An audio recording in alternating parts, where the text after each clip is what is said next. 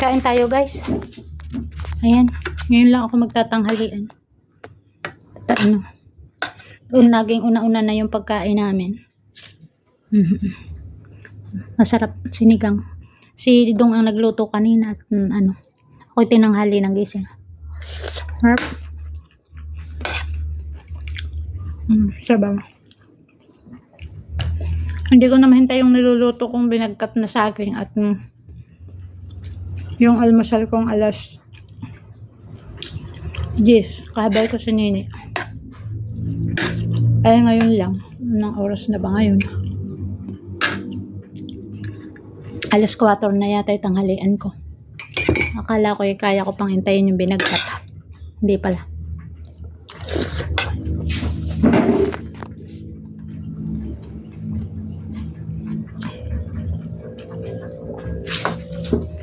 Yung kung aking niluluto. Handa na. Handa ko. May tinik.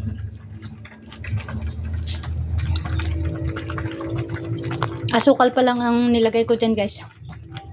Kasi ito ay yung ilalagay ko mamaya. Pag malapit ng maluto, so ako ilalagay yung condense at saka yun ang margarine.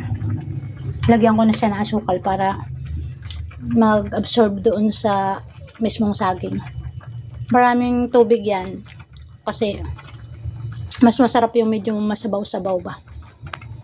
So ayun guys, mamaya ko kayo i-update pag